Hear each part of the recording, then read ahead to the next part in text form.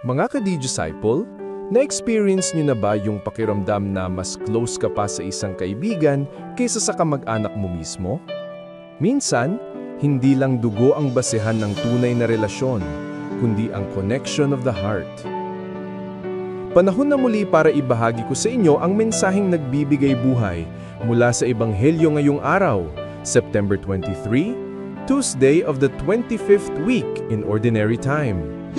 Sa Ebanghelyo natin ngayon mula sa Lucas 8:19-21, lumapit ang ina at mga kapatid ni Jesus, ngunit hindi sila makalapit dahil sa dami ng tao.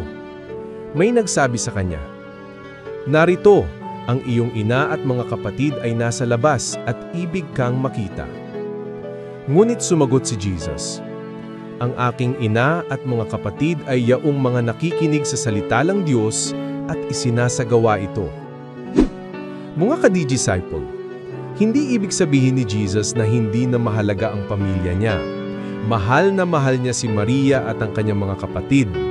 Pero pinalalalim niya ang kahulugan ng pagiging pamilya.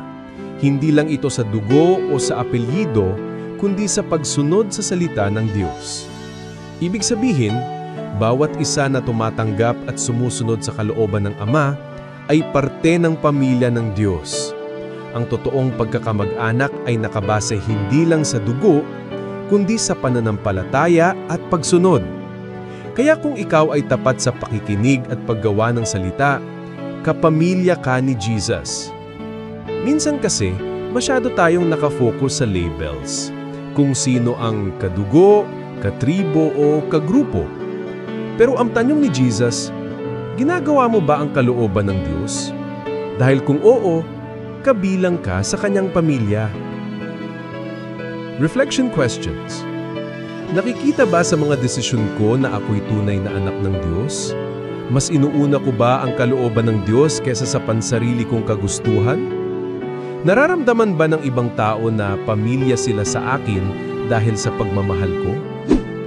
Mga ka-disciple, tandaan natin, pamilya tayo hindi lang dahil sa dugo, kundi dahil sa pananampalataya.